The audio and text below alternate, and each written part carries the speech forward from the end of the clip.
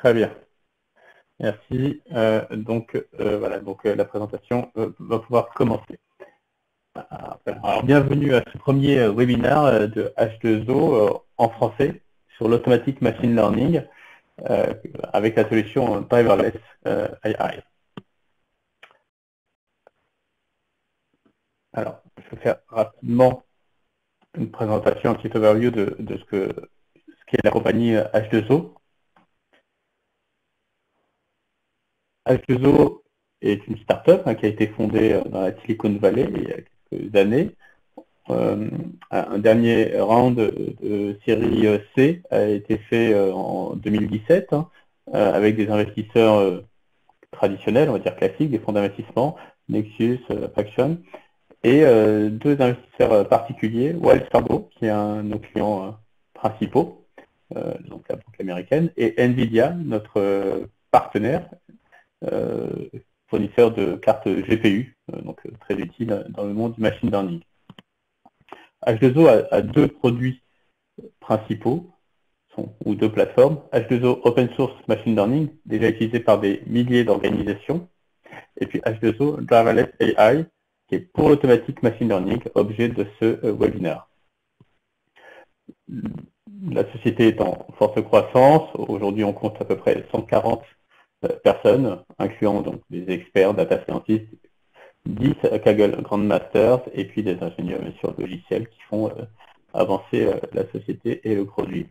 Nous sommes basés à Mountain View, donc en Californie, le siège, et puis nous avons des bureaux à New York, Londres, Prague, en Inde, et tout récemment à Paris depuis quelques semaines, donc où je suis.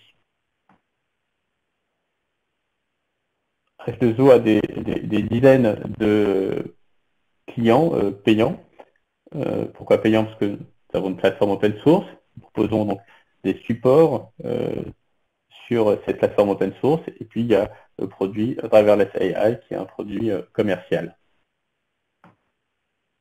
En revenant un peu là-dessus, un point important, et ce qu'on voit directement, c'est que nous sommes présents dans tous les secteurs d'activité, avec bien sûr un secteur qui est dominant en nombre, qui est le secteur de la finance, qui est très friand de machine learning, mais les autres secteurs sont aussi utilisateurs de nos technologies, soit dans la santé, les télécoms ou le marketing.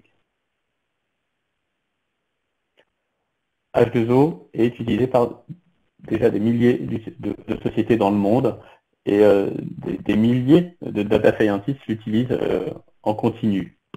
Les événements H2O World sont organisés annuellement à Londres, à New York, et regroupent des milliers d'utilisateurs, des milliers de personnes avec des trainings publics.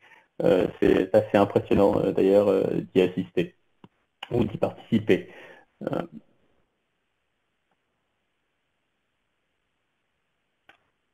H2O est clairement reconnu comme un leader, H2O.ai est reconnu comme un leader dans le machine learning et l'intelligence artificielle. Ici, on a deux études de classement, deux études d'analystes, du Gartner et de Forrester. Gartner qui nous place en tant que visionnaire dans la catégorie des Machine Learning and Data Science Platform. Et Forrester, qui est la dernière étude tout récemment sortie il y a quelques jours, qui nous place en tant que leader dans le domaine du machine learning automation focused machine learning solutions, avec des commentaires intéressants, des commentaires de clients notamment. Model interpretability, donc l'interprétabilité des modèles nous permet de faire confiance dans les prédictions et de mettre en production en confiance. Et Driverless AI, donc deuxième commentaire, est le meilleur, alors difficile à traduire, pour les sociétés qui veulent régaler leurs équipes de data science. Voilà, c'est un produit pour les data scientists. C'est bien ce que j'ai dit ce commentaire.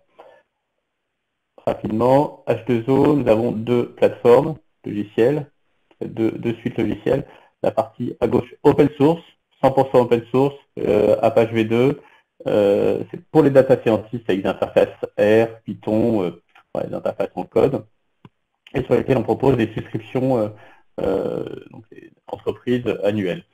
Il y a bien sûr la plateforme H2O avec les librairies. Nous avons H2O plus Spark, nous avons combiné en un produit unique qui s'appelle Sparkling Water, complètement intégré. Et puis H2O pour GPU, H2O for GPU, qui permet d'utiliser la puissance des GPU dans les différentes créations de modèles. Et à droite, Driverless AI, produit créé donc, il y a moins de 2 ans, produit entreprise commerciale qui est fait cette fois-ci bien sûr pour les data scientists, mais aussi pour les domain users, pour les utilisateurs métiers qui peuvent ainsi avoir une première approche sur le machine learning avec une interface complètement web, sans code. Il permet d'automatiser complètement le machine learning de la partie récupération des données, de l'ingestion des données, jusqu'à la production du modèle. On va y venir. Les enjeux aujourd'hui du machine learning, l'adoption du machine learning fait face à 3 enjeux majeurs, hein, qu'on peut voir quel que soit le pays. Le talent, le temps et la confiance. Sur les talents, on estime qu'il y a environ 100 Kaggle Grandmaster dans le monde. Il y a clairement une pénurie d'experts data scientists. Le temps de création, aujourd'hui, le temps de création d'un modèle de machine learning peut se compter en mois et freine du coup fortement l'adoption du machine learning en entreprise. La confiance, point important. On parle souvent de boîte noire dans le machine learning et c'est bien d'avoir une prédiction, d'avoir un modèle. C'est encore mieux de comprendre comment le modèle est arrivé à ce résultat, à cette prédiction. Driverless AI résout les 3 problèmes de talent, temps et confiance. Donc, sur le talent, H2O, je disais tout à l'heure, comprend 10 Kaggle Grandmaster répartis dans 2 équipes. Et d'ailleurs, il y en a un en France, dans l'équipe. Et ils ont créé les techniques d'automatisation derrière Driverless AI, qui permettent d'avoir ce qu'on couramment dit, un data scientist in the box avec Driverless AI. Avec Driverless AI, les étapes de training, de feature engineering, optimisation sont faites automatiquement et c'est bien plus rapide que ce que peut faire un seul data scientist. On passe d'une durée de mois à quelques heures. Voilà. Et puis on profite bien sûr grandement de l'accélération des GPU dans la construction des modèles. La confiance avec l'interprétabilité des machine learning, un domaine qui est initié par H2O, complété avec l'autodoc, généré directement, l'autovisualisation des données, les data scientists peuvent plus facilement expliquer ce qui se passe et comment le modèle a été généré et scoré.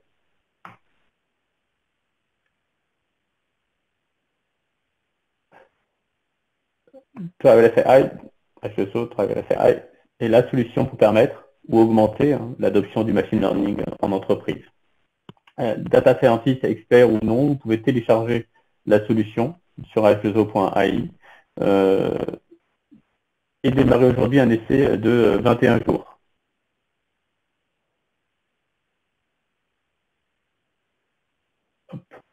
Et démarrer un essai de 21 jours, directement, vous pouvez l'installer sur n'importe quel support, laptop, dans le cloud, sans trop de difficultés. La documentation en ligne le permet.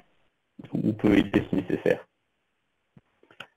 Typiquement, un process, un workflow de machine learning, ça part de l'intégration de données, on les intègre, on les combine, une étape de data quality et de transformation, puis de création de features pour prévoir la target, on construit le modèle et puis on a le modèle et on le déploie. La solution Driverless AI se concentre sur les 3 dernières étapes. Donc elle intervient après que les données soient récupérées et transformées, après l'étape, et va intervenir sur l'étape de feature engineering, l'extraction, la création de nouvelles données à partir de données existantes, la construction du modèle et son optimisation et le déploiement. Rapidement, comment ça fonctionne avant d'aller plus loin dans une démo, on verra ça étape par étape. Donc, on se connecte aux données, on peut récupérer les données de pas mal de sources, les différents connecteurs sont disponibles, du Hadoop, File System, Amazon S3, un BigQuery, Google. pour récupérer les données et les importer localement. Étape 2, on peut les visualiser automatiquement. Driverless AI va générer les graphiques les plus pertinents selon les données. On le verra tout à l'heure, mais les corrélations, les données aberrantes. Puis l'étape suivante, on va pouvoir construire un modèle. Driverless va faire toute une étape de feature engineering, de construction des différentes nouvelles features à partir des techniques des data scientists et va optimiser aussi le modèle sur la base de des données. Les données, parlons-en un peu, les données peuvent être des données classiques, structurées, des données, des séries temporelles aussi, et NLP, donc du traitement de langage naturel. Donc Driverless peut gérer des données texte intégrées dans ces données structurées, et d'autres types de données sont à venir, avec bien sûr de la vidéo prochainement. Dans cette partie de modèle, de construction du modèle, voilà, la partie GPU intervient fortement dès lors qu'on est sur du traitement de langage naturel ou sur certains types d'algorithmes, qui permet de réduire encore fortement les durées d'apprentissage. Une fois le modèle produit, obtenu et qu'on en est content, ou pas d'ailleurs, mais qu'on en a un, l'étape 4, Automatic Scoring Pipelines, on peut déployer automatiquement son modèle et le déployer n'importe où et l'utiliser en production, que ce soit en Java, avec un scoring pipeline en Java ou en Python. On a deux scripts complètement indépendants qui sont utilisables et qui sont déployables sur n'importe quel environnement, dans le cloud ou on-premise directement dans vos serveurs. La documentation automatique, on va pouvoir voir aussi. Et puis l'étape de machine learning, d'interprétabilité et de machine learning, permet de comprendre son modèle globalement et de comprendre chacune des prédictions. Quelques infos sur la roadmap. Aujourd'hui, on est en V6.1.6.2.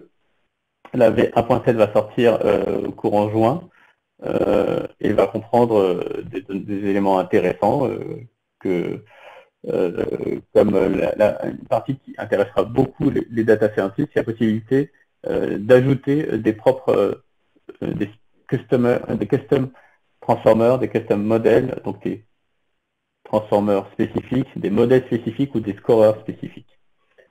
Si dans mon entreprise, j'ai construit un transformer qui habituellement travaille, enfin voilà, transforme mes données, je sais que mes données doivent avoir ce type de transformation, voilà, plutôt que de l'intégrer en amont, voilà, et de le faire manuellement ou de le faire en amont, je peux l'intégrer dans Driverless et intégrer cette technique. Puis ça peut être aussi une technique qui peut être un peu complexe de scorer, enfin voilà, de statistique. Et un client R pour cette partie 1.7, dès que 1.7 sera disponible, un client R pour attaquer directement Driverless à partir de là. Je vais passer à une démo. Alors, pour la démo, j'ai pris un exemple. Et j'ai pris Credit Card. Un exemple de Credit Card, c'est une compétition au Kaggle qui est disponible sur kaggle.com. Voilà le lien. C'est le jeu de données. Donc, c'est un jeu de données sur des défauts de paiement sur des cartes de crédit. Donc, c'est un fonctionnement à l'américaine où chaque mois, je dois rembourser un certain montant de ma carte de crédit. Et puis, voilà, j'ai un statut voilà, selon ce que j'ai remboursé et selon les mois de retard. Donc j'ai des données sur mes paiements, des données démographiques sur la personne, sexe, etc. et l'historique de paiement. Et mon objectif, c'est de prédire si quelqu'un va faire défaut ou pas sur son prochain paiement de carte de crédit. Il s'agit classiquement d'un problème de classification binaire, hein, voilà, avec juste deux étapes. Les données, pour comprendre un peu voilà, les informations, crédit limite, c'est ma limite de crédit, bien sûr, sexe, facile, éducation, voilà, c'est déjà classifié 1, 2, 3, 4, 5, 6, donc voilà, c'est déjà ces différents niveaux, l'âge, le statut, voilà, et bien sûr, ma target, default payment égale 1 ou non. L'historique des paiements est encodé de cette manière, et c'est intéressant, et bien sûr, c'est utile à connaître pour comprendre après le résultat. paye 0, donc one month ago, un mois avant, paye 0, j'ai un statut 0 ou 1. Enfin, voilà, moins 2, j'ai pas eu pas de statut en réalité. Moins 1, paiement en entier. 0, donc minimum remboursé. 1 mois en retard. 2 mois en retard. 3 mois en retard, etc. Donc on va avoir ces statuts qui vont pouvoir permettre d'avoir, sont déjà encodés, vont permettre de construire le modèle. Et puis bien sûr, bill amount, ce que j'ai eu comme facture ce mois-ci, et pay amount, ce que j'ai payé comme facture ce mois-ci. Alors, je vais passer sur Driverless ici.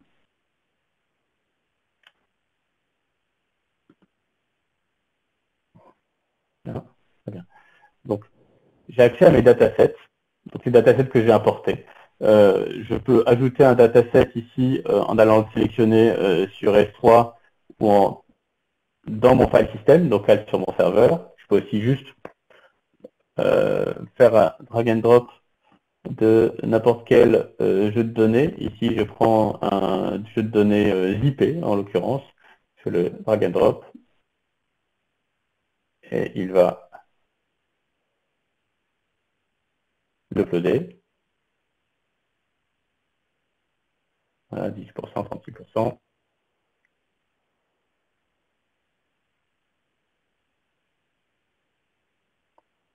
On va le laisser finir, même si je n'ai pas prévu d'utiliser ce jeu de données. Et voilà, j'ai mon jeu de données ici importé.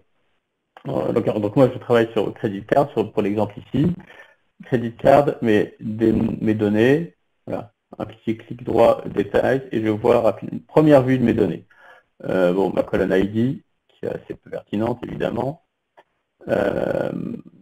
Ma limite de crédit, on voit bien la répartition des valeurs de limite de crédit, c'est cohérent. Sexe, donc valeur 1 ou 2. Éducation, comme on voit ici, la valeur 1, 2, 3, 4, 5, avec donc une prépondérance des valeurs 2. Mariage, donc oui, non. Mariage, étape 3, valeur 3, je ne sais plus ce que c'était. L'âge, et puis les statuts de paiement, moins 2 à 2, 3, 4, avec le nombre de mois de retard, ou bien un statut de balance. Le montant des paiements, voilà, ceci permet d'avoir une première vue. Et ma target, ce que je cherche à prédire, 0 défaut de paiement, next month, donc pas de défaut de paiement et défaut de paiement. Là, j'ai un jeu de données qui comprend déjà ma cible, déjà avec la valeur recherchée. Donc, je suis en apprentissage supervisé où j'ai déjà les résultats que je veux produire, sur lesquels je vais baser la construction de mon modèle, qui permettra après de scorer de nouvelles données sur lesquelles je n'aurai pas le résultat, bien sûr.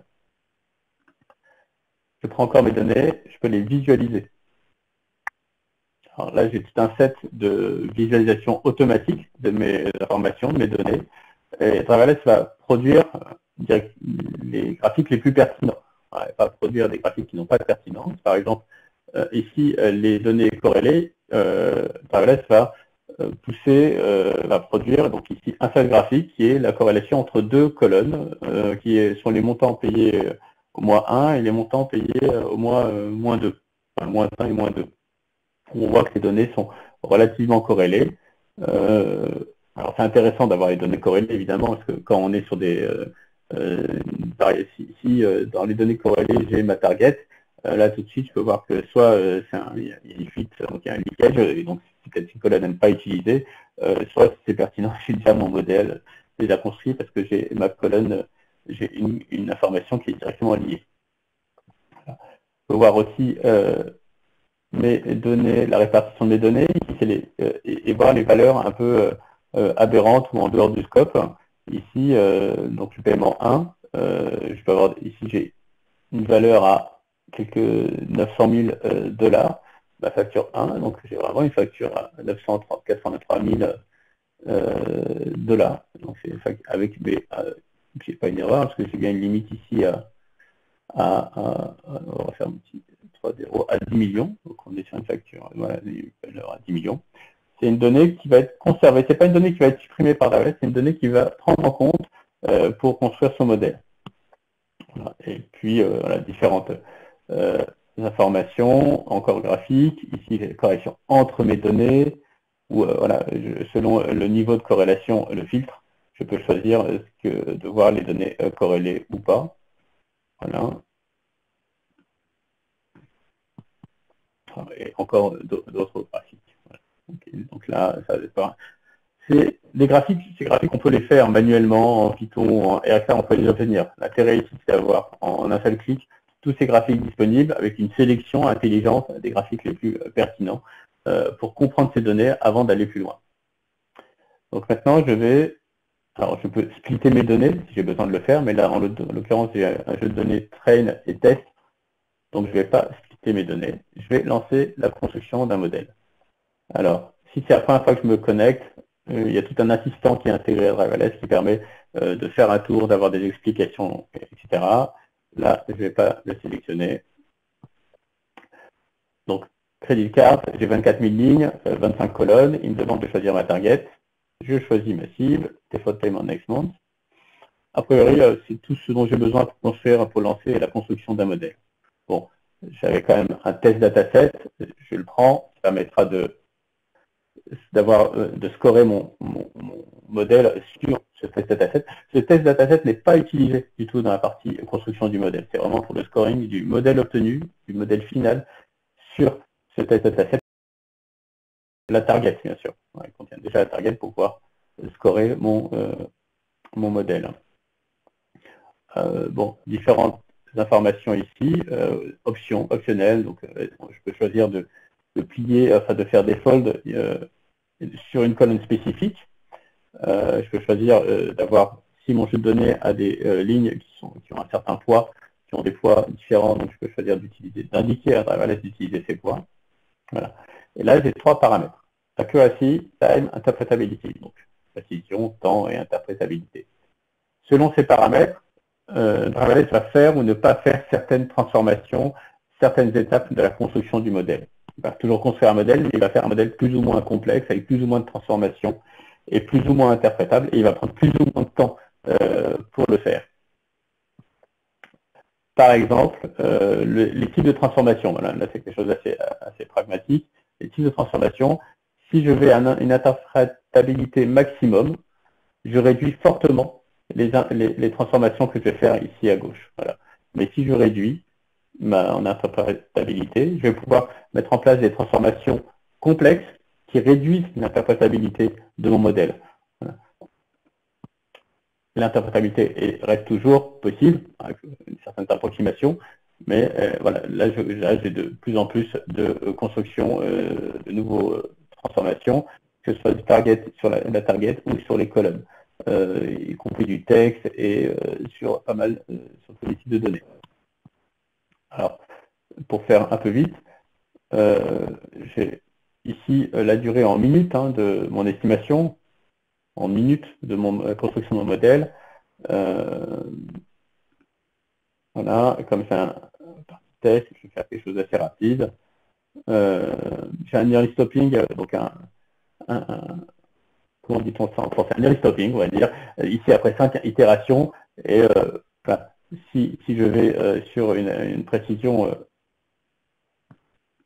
plus haute, pardon, un temps plus haut, je vais pouvoir augmenter ce nombre d'itérations et ce délai avant d'arrêter prématurément la construction du modèle dès lors qu'on est sur voilà, une pertinence, une précision qui n'augmente plus après X itérations. Voilà. Je suis en modèle de classification, il l'a trouvé tout seul. Là, sur mon serveur, j'ai un GPU, donc il va l'utiliser. Et comme scorer, je vais utiliser donc AUC, Area Under the Curve, donc AUC, mais je peux choisir d'aller travailler, de scorer mon modèle en fonction d'un autre scoreur, ou ici, c'est ici que j'aurai mes scoreurs personnels, si j'en ai créé de nouveaux, pour peu que j'ai inventé de nouvelles méthodes, ou que j'ai combiné différentes choses. Voilà, donc on va garder AUC pour l'exemple, et on lance l'expérience. Voilà, on voit quelques notifications, automatiquement, il va supprimer la colonne ID. Pourquoi ça? Parce qu'il y a une colonne ID qu'elle ne sert à rien. Alors comment il détermine ça? Parce qu'elle s'appelle ID, ce qui est déjà pas mal, ou bien parce qu'elle a une cardinalité donc très élevée, avec une nombre de valeurs réparties voilà, très élevé, et au-dessus d'un seuil qu'on a paramétré dans l'application, et qui est modifiable. Voilà, tout de suite, On a 30 secondes, j'ai un premier modèle. Alors, au bout de 30 secondes, j'ai un premier modèle qui est le premier ici de la liste, hein, qui est un XGBoost, qui a déjà un AUC donc à 0,7793 et qui pourrait déjà être utilisé. Voilà, avec ces variables qui ont été créées, déjà premier niveau, et puis alors 0,7793, hop, ici on est là, avec aussi cette matrice de confusion directement accessible, quel que soit, voilà, à tous les niveaux de la courbe, donc pour toutes les étapes, hein, tous les différents modèles. Là, il va tourner encore quelques minutes. Si je retourne sur mes expériments en cours, voilà, encore 9 minutes à peu près, une dizaine, quinzaine de minutes. Voilà, 8 minutes, ça descend. Je peux aller sur un modèle voilà, qui a déjà, là je suis à 0,7808. Voilà, j'ai lancé tout à l'heure avec des paramètres 5 pour l'accuracy, pour la précision, 4 pour le temps et 5 pour l'interprétabilité. Donc assez proche, mais un poil mieux en termes de résultats, et j'obtiens 0,7784 pour la précision. Je vais dessus, je vais le laisser s'afficher. Voilà. Et là, j'ai mon modèle final construit avec mon score final et mes différentes variables. Alors, qu'est-ce qu'on peut voir ici? On peut voir que j'ai créé, que Driverless a créé 1582 nouvelles features. Voilà, donc c'est toutes les techniques qui ont été mises en place pour ajouter de la valeur au dataset, et qu'il en a gardé 46. D'accord, on va pouvoir, certaines qu'on va voir ici, et d'autres dans le document complémentaire qu'on verra après. Voilà. Alors, validation score. On a eu mon premier modèle construit, donc sans aucune optimisation, juste en prenant potentiellement un LiveGBM et en obtenant, donc en construisant le modèle dessus, j'ai un AIC de 0,78-0,95. Voilà. Après, avec les techniques implémentées, donc automatiquement par Driverless, j'améliore déjà mon score et je passe à 0,77,8. Voilà. Alors, en l'occurrence, celui-ci n'a pas de validation de test sur le test dataset parce que je n'en ai pas sélectionné dans cet exemple. Alors, est-ce que le suivant en a un? Voilà. Alors, d'ailleurs, c'est un peu plus cohérent parce que l'autre n'était pas top. Voilà. Et donc là, j'ai un test score à 0,80. Donc là, on est sur un modèle qui généralise bien, voilà, qui généralise encore mieux que sur le modèle et sur la cross-validation qu'on peut faire, que Driverless a faite. Qu'est-ce qu'on peut voir aussi ici, qui est intéressant? Quoique, avant d'aller là, je vais aller voilà, chez mon modèle. Qu'est-ce que je peux faire? Je peux interpréter mon modèle. Bon, déployer, exister, parce que je n'ai pas, voilà, build mojo. Bon, on va pas construire, c'est pas nécessaire. Donc, je peux interpréter mon modèle. Je peux aussi voilà, scorer notre dataset et obtenir ma prédiction. Et je peux télécharger donc le Python Scoring Pipeline, donc tout le code que je vais pouvoir déployer sur un autre serveur. Donc, c'est un point zip. Hein, voilà.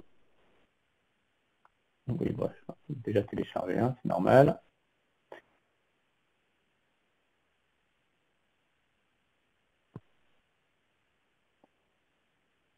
Quelques secondes restantes.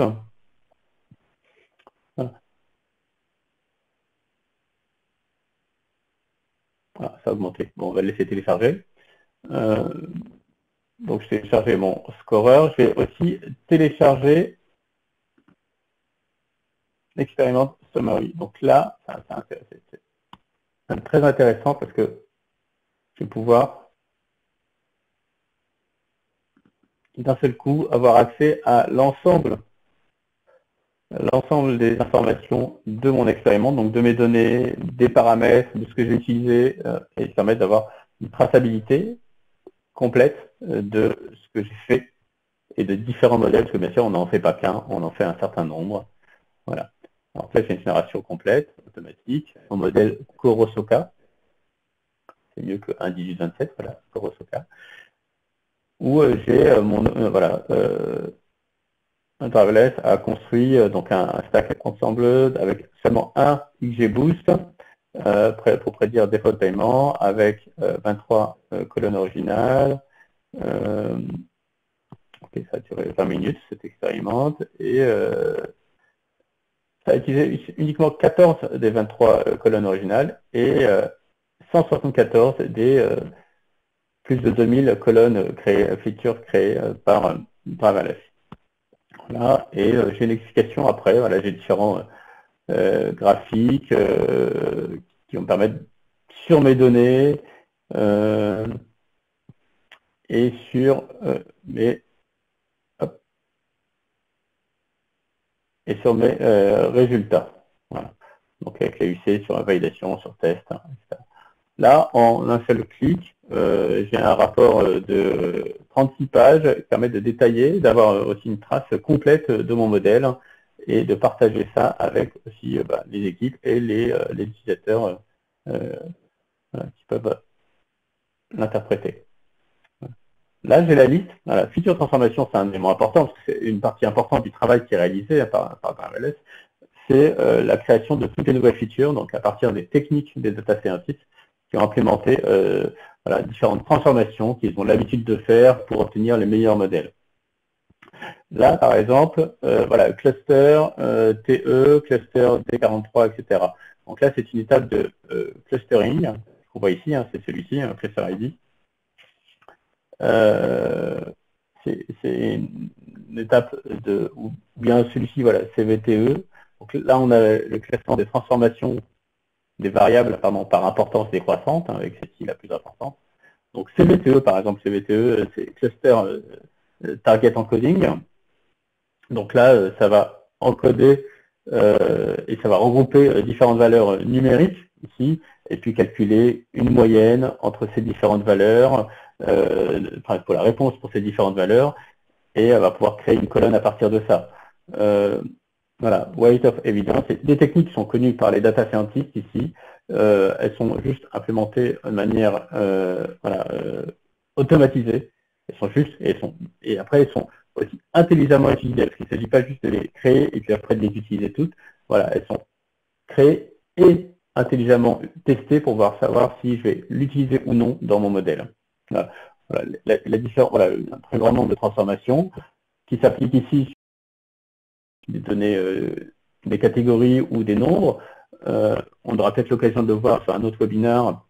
Il y a des transformations qui se font sur du texte, avec du CNN, des réseaux de neurones convolutionnels pour transformer ces données, du pré-training pour transformer encore une fois les données texte, ou aussi sur les time series, où on peut, voilà, un certain nombre de techniques sont créées, sont mises en place pour avoir des données complètes avec les targets qui sont décalés dans le temps, avec des moyennes, des max et des différences, voilà, statistiques sur toutes ces données, avec des décalages dans le temps. On aura l'occasion de le voir sur un autre webinaire, j'espère.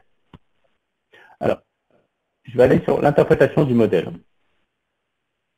Ce modèle que j'ai construit, voilà, donc il a construit son interprétabilité, et je vais voir un dashboard d'interprétabilité de mon modèle de classification binaire. Qu'est-ce qui est assez parlant, ce que je trouve personnellement très parlant, c'est celui-ci. C'est le premier, c'est décision tree, donc un arbre de décision, où en fonction des valeurs de mes variables originales ici, je vais pouvoir savoir prédire le score, donc le taux de défaut, ou la probabilité de défaut de mon utilisateur, enfin de mon client ou de la ligne. Paye 0, entre moins 1 et plus 3, et puis et puis NA quand il n'y en a pas. Moins 1, pardon, plus ou moins 3 et NA. Je vais après, donc si j'ai cette valeur, je vais après regarder paye 2. Selon les valeurs de paye 2, je vais pouvoir aller regarder soit bilan 1, soit paye 6, etc. Et si j'ai certaines valeurs pour paye 6 par exemple, et que j'ai un paye 6, donc le 6e mois, le paiement d'il y a 6 mois, et que j'ai un statut 2, donc 2 mois de retard, 0, 3, bah, je passe à une probabilité de défaut de 0,53. Quelque chose d'assez compréhensible aussi. Si j'ai un pay 0 qui a 2, 0,3 ou plus de 6, voilà, donc là j'ai des délais de paiement importants. Pareil ici, si j'ai des délais de paiement importants et ici des délais de paiement importants, mais pas toujours les mêmes, pas toujours les mêmes. Là j'ai voilà, une probabilité de défaut qui est ici la plus importante. Feature importance, un autre graphique qui est généré, c'est l'importance des features. Donc Pay 0 est clairement le plus important par rapport à Pay 2 et Pay 3. Donc Pay 0, donc le premier mois, le statut de paiement du premier mois. Alors pourquoi c'est important aussi d'avoir ces valeurs-là?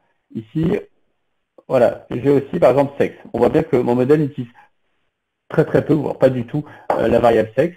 Alors, et si on veut que son modèle ne soit pas biaisé, il est important de ne pas l'utiliser pour une IA éthique, et on en parle beaucoup ici en France. Donc, sexe n'est pas utilisé. Voilà. En amont, je peux aussi décider d'enlever ma colonne, bien sûr, de ne pas l'avoir, mais quand mes données sont là, c'est important de savoir que voilà, les données les plus importantes ne sont pas des données qui font une classification des personnes selon voilà, âge, sexe, etc. Voilà, qui reste une classification éthique. Encore un autre exemple ici, là c'est la variation, donc partial dependence plot, c'est la variation de mon résultat en fonction de la variation d'une colonne. Ici en l'occurrence Pay 0, voilà. Pay 0, quand je vais à 4, 5, 6, 7 par exemple, bah, si j'ai 4 mois de retard, 5 mois de retard, 6 mois de retard, 5 mois de retard, ça influe peu. À partir du moment où je suis passé à 3 mois de retard, voilà, on est sur les mêmes éléments. Par contre, si j'ai un statut 2, à partir du moment où j'ai un statut 2, et statut 2 c'était déjà 2 mois de retard, pardon, c'est déjà ça. À partir du moment où j'ai un statut moins 2, voilà, moins 2 c'est le minimum, c'est no balance ou moins 1 pay in full, donc c'est pareil, payer complètement. Voilà, j'ai le minimum de ma probabilité de défaut. Alors j'ai une interprétabilité ici globale, et je peux aussi avoir une interprétabilité locale. Donc je peux choisir une ligne, n'importe laquelle, moi j'ai pris 1, et voilà, dans quel cas je me trouve. Voilà. Là, en l'occurrence, pour cette ligne-là, c'est Pay 2 qui est le plus important. Voilà. C'est Pay 2 ici où j'ai une importance plus forte. Et voilà, sur mon arbre de décision, voilà, je suis dans cet arbre, cette ligne-là, cette branche-là. Et voilà, différentes valeurs ici. Donc on a une interprétabilité globale et aussi une interprétabilité locale. Alors ici j'avais les données globales, hein, ici les données originales, les features originales, mais avec un voilà, avec Chapelet, okay. Donc avec ce graphique-là, Chapelet feature importance, j'ai les données transformées, donc toutes ces données créées, et je peux avoir leur importance, et encore une fois, je peux avoir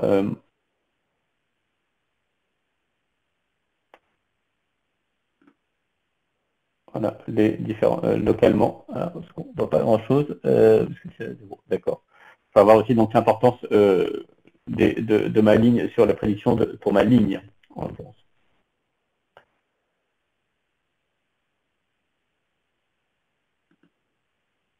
Voilà. Alors, quand on a fait tout ça, donc on retourne sur nos expérimentes. Voilà. Encore une fois, sur un modèle, c'est important. Voilà. Ouvrir. J'ai téléchargé mon scoreur ici. Je vais bien l'ouvrir. Alors ce scoreur cible, c'est un script, hein, donc Python et Bash peuvent être déployés sur la plateforme Linux ou voilà, sur la plateforme qui veut bien s'ouvrir et qui intègre toutes les transformations que j'ai pu faire, qui ont été sélectionnées. Voilà. Et qui va permettre de scorer donc soit par batch, soit en direct, et soit par script, donc une ligne de commande, soit par un client REST, les nouvelles données qui peuvent arriver et que je vais pouvoir scorer donc en direct, en temps réel. Bien sûr, en Python, on a un temps de latence un peu plus fort. En Java, on a construit un modèle qui est un script qui est très optimisé, voilà, qui permet d'être très rapide, de passer à quelques millisecondes pour faire une prédiction ou pour jouer sur par batch un ensemble de prédictions d'un seul coup. Donc là, voilà l'exemple qui est en Python. Simple à déployer, on a besoin du fichier de licence et qui est associé au script. Ok, et c'est tout ici. Alors un point que je n'ai pas regardé, que je n'ai pas encore voilà, ouvert.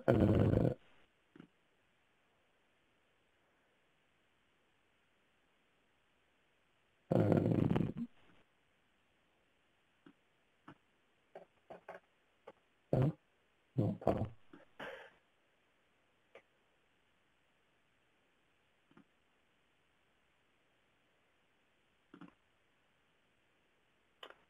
Alors, ce que je disais tout à l'heure, voilà, là on a une interface web complète. Pas une seule ligne de code, je clique, pas une seule ligne de code, et c'est accessible pour les business users, le domaine utilisateur métier, mais aussi pour les data scientists. Et bien sûr, c'est construit plus pour les data scientists que les business users, s'il fallait faire un choix, s'il fallait faire un tri. Mais voilà, la plateforme s'adapte au niveau de la personne qui l'utilise. Et si je veux aller plus loin aussi, ou si je veux automatiser un certain nombre de scripts, voilà, et ne pas être en mode clic, j'ai aussi accès via un notebook ici, et puis un client, une API Python, directement à tout ce que fait Driverless. Ici, voilà l'exemple, donc c'est la doc accessible en ligne, hein. Le lien est ici. J'ai accès, je peux m'identifier, ajouter un dataset, construire un modèle, obtenir le scorer et paramétrer mon modèle en amont, obtenir les différents éléments. Voilà, j'ai tout ça qui est accessible directement en Python. Et l'interface R va venir donc d'ici quelques jours, donc courant du mois de juin. Un petit point pour peut-être compléter encore la présentation. Donc je reprends mon expérimentation et je vais construire, voilà, je vais repartir sur les mêmes paramètres pour aller plus vite. Et là, c'est voilà, expert setting. Là, on voit bien que voilà, expert setting, on s'adresse aux experts, et c'est là qu'on va pouvoir paramétrer un certain nombre de choses pour aller plus loin sur certains points spécifiques. Par exemple, je peux choisir ou non d'utiliser TensorFlow. Descendre d'autres, je peux choisir ou non d'utiliser des XGBoost, du LiveGBM ou des GLM. Je peux choisir ou non de faire d'autoriser du target encoding. Time series log recipe. Donc là, on est sur des choses qui sont assez explicites. Je peux choisir ou non de mettre un feed pour avoir des éléments, des modèles reproductibles. Je cherche un 06. Voilà. Je peux aussi modifier certains seuils. Là, j'ai un shift de 0,6 qui permet de détecter s'il faut supprimer une colonne ou pas selon sa répartition. Voilà.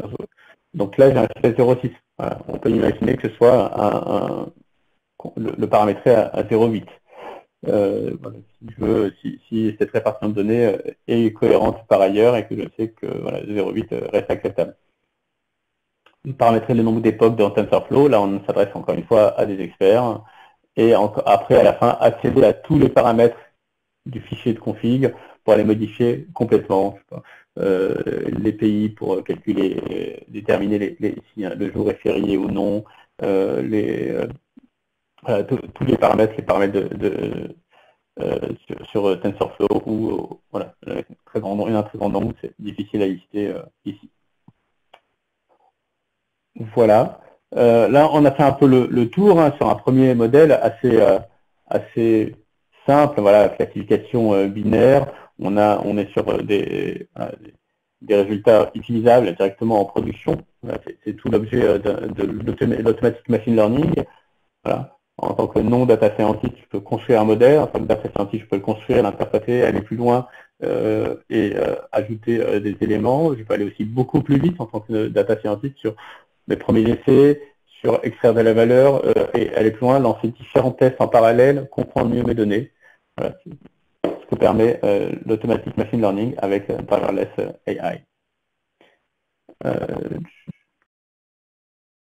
Il est moins le quart, donc je suis dans les temps, c'est parfait. On va passer à l'étape de questions. Si vous avez des questions, je vous invite à les poser.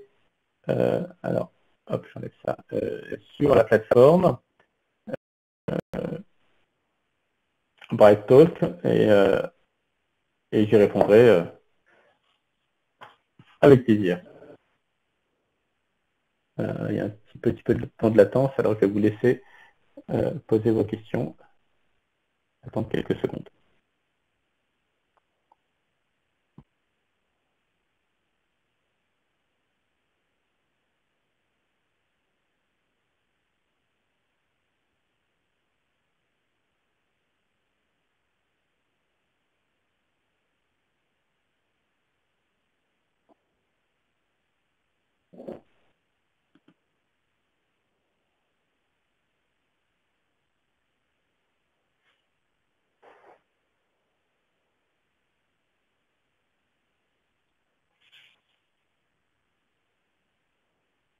Quelques secondes encore pour le temps que le message arrive jusqu'à vous et que vous ayez le temps de taper des questions.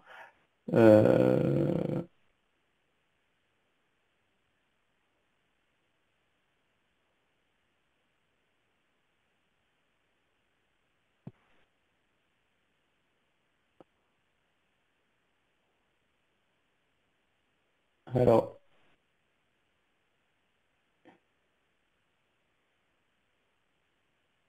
j'ai une question. J'ai reçu une question. Alors, quels sont les algorithmes utilisés par Driverless AI? Effectivement, c'est une question intéressante. Alors, il y a deux choses, il y a deux étapes. D'abord, il y a les features qui sont créées par Driverless, donc, qui permettent d'ajouter de l'information au dataset et des techniques des data scientists. Donc, les features sont créées avec un ensemble de méthodes statistiques qui sont propriétaires, qui sont intégrées à Driverless, donc incluant du target encoding, des calculs statistiques sur des groupes, des agrégations, toute cette partie-là, donc feature engineering. Et après, au-dessus de ça, il y a plusieurs types de modèles qui sont utilisés. Donc il y a du XGBoost, l'IGBM, du GLM, du TensorFlow, possible, très utile bien sûr sur la partie NLP, et puis RuleFit et FTRL. Et comme on l'a vu tout à l'heure, rapidement, on peut activer, désactiver les modèles qu'on veut garder ou non.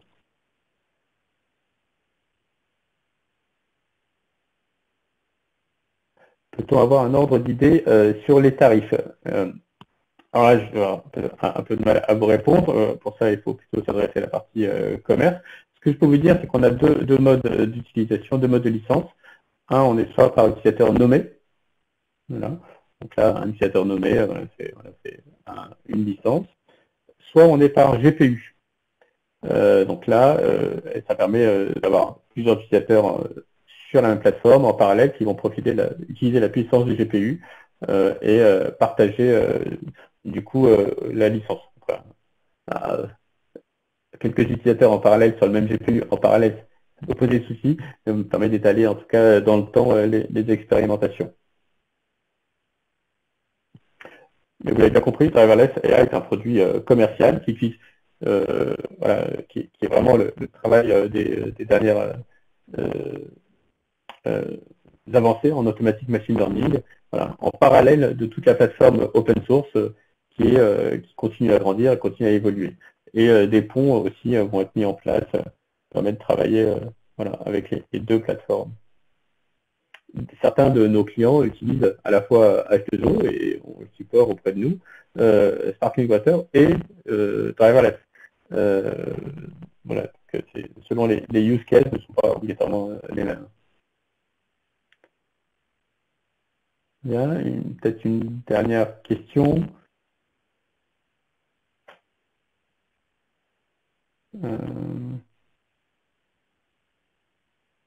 Alors, je fais une question ici. Quelle taille de dataset Driverless peut gérer? Alors,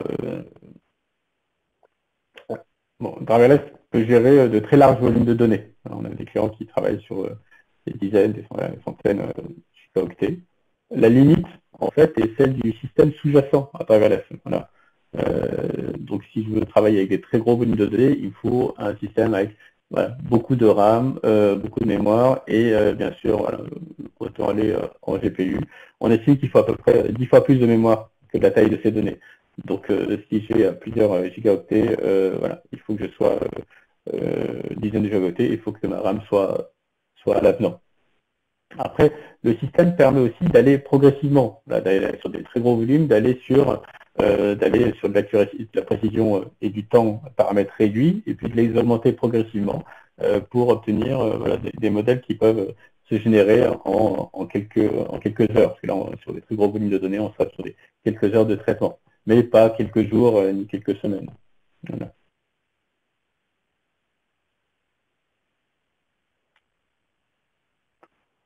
Ok.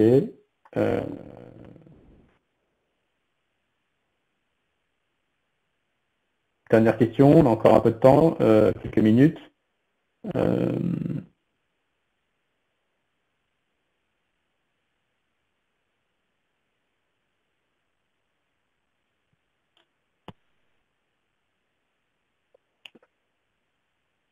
Pas encore. Alors, nouvelle question. Est-ce que Driverless sait gérer les valeurs manquantes? C'est vrai que c'est bien sûr très, très courant d'avoir des valeurs manquantes dans ces datasets, dans ces jeux de données. Alors clairement, les données qu'on fournit à Driverless peuvent inclure des données manquantes. Et Driverless va les traiter comme des informations. Alors, on pourrait imaginer en amont, voilà, on peut en data préparation compléter ces données, les transformer ou en rajouter. Voilà, cette étape est en amont. Mais une fois que c'est dans le Driverless et qu'on a les données manquantes, donc Driverless va les gérer comme des informations. Soit comme un niveau spécifique de catégorie, voilà, on va pouvoir les remplacer par un niveau spécifique de catégorie, soit comme un nombre spécifique. Voilà. Ça permet d'avoir des regroupements sur ces données, ces valeurs manquantes et de traiter ça comme une information. Et dès lors qu'il s'agit de la target, donc dès qu'on fait du target encoding, les lignes avec un certain type de données manquantes, parce qu'on peut avoir plusieurs types de données manquantes, valeur vide, du NA, un texte, à la place d'un nombre, vont appartenir au même groupe. Ça permet de les regrouper et d'encoder le target et de pouvoir faire un modèle prédictif qui utilise ça comme une information.